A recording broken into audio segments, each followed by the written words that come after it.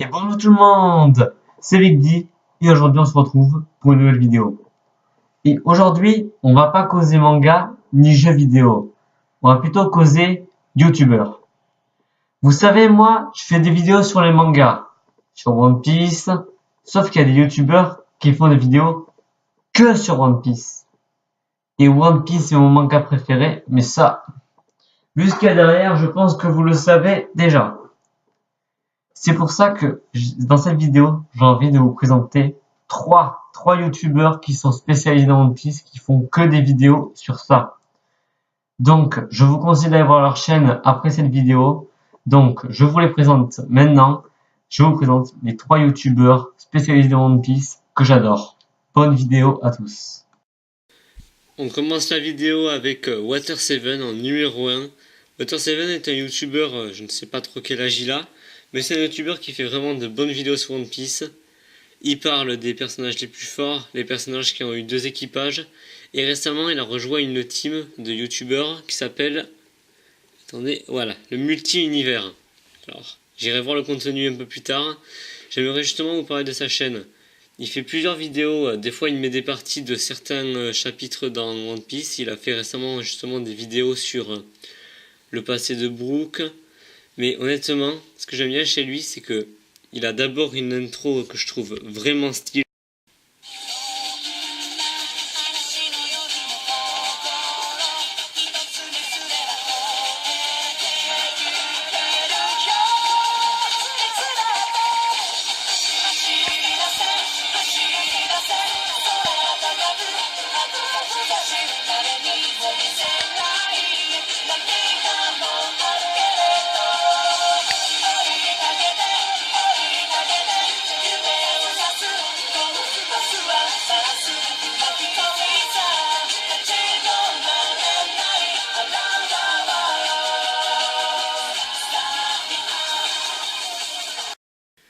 J'ai pu aussi remarquer que des fois, quand il parle, il a quand même des petites hésitations ou que des fois il reformule ses phrases.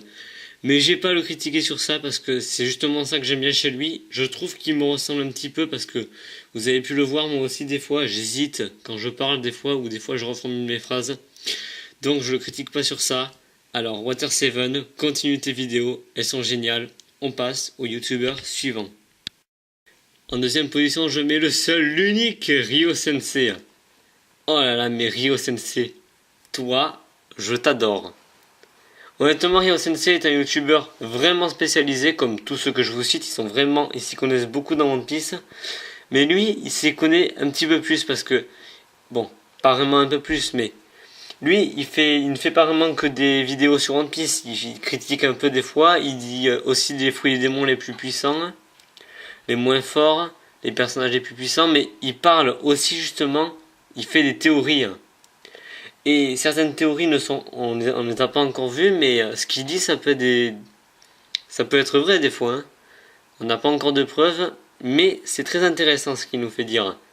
Et on va pas se mentir, lui aussi, il a vraiment une intro de malade.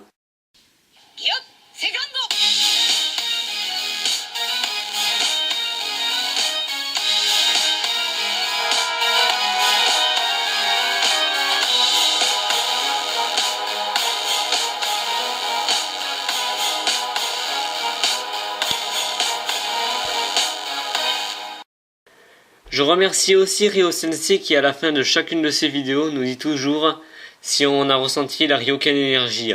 Et je lui remercie parce que depuis que je regarde tes vidéos, mec, je la sens la Ryokan énergie en moi. Elle monte, elle monte. Donc je te remercie. Chaque fois que j'en regarde une, elle devient de plus en plus puissante. Alors merci pour ta Ryokan énergie. Et on va terminer cette vidéo avec le dernier youtubeur, ou plutôt les 2 derniers youtubeurs. Vous allez comprendre pourquoi. Et on finit cette vidéo avec le 3e, le Mont Corvo.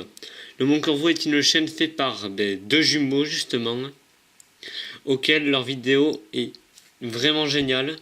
Bon, c'est un petit peu pareil à tout, mais ils parlent aussi des fruits des monts pas terribles, ou aussi ils nous ont aussi fait une nouvelle vidéo, quoi, pourquoi One Piece marche aussi bien.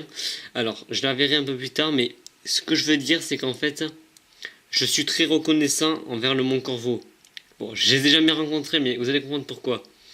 Tout d'abord, quand ils ont annoncé le film de One Piece, je me suis dit, oh putain, ça va être nul. Oui, parce qu'on sait très bien que tous les films américains inspirés de manga, c'est vraiment de la loose. Mais quand ils ont dit que Eiichiro Oda allait justement s'impliquer dans le film pour qu'il soit pas trop mauvais, j'attends de voir le résultat, même si j'ai vu quelques petits morceaux du film sur internet.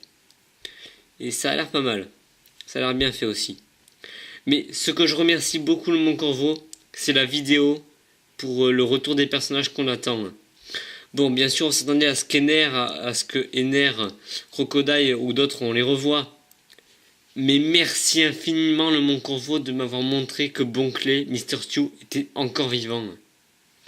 Je le croyais mort, enfin, j'ai toujours su qu'il était encore vivant, mais d'autres gens de mon entourage me disaient qu'il était mort, et non. Il n'est pas mort, il est encore vivant. Alors ça, je vous remercie beaucoup de m'avoir montré qu'il était encore vivant, parce que peut-être que certains vont être étonnés, mais Bonclay est un de mes personnages préférés de l'univers de One Piece. Alors, maintenant je dis ça aux 3 youtubeurs que j'ai mis dans ma vidéo. Vidéo géniale, bon contenu, continuez, vous êtes génial. Et voilà, c'est la fin de la vidéo. J'espère qu'elle vous a plu. N'hésitez pas à liker la vidéo, abonnez-vous, ça me ferait très plaisir. Allez voir leur chaîne, s'il vous plaît. Laissez-moi un commentaire gentil ou méchant. Et je vous dis à la semaine prochaine ou à dans 2 semaines pour une nouvelle vidéo. Bye!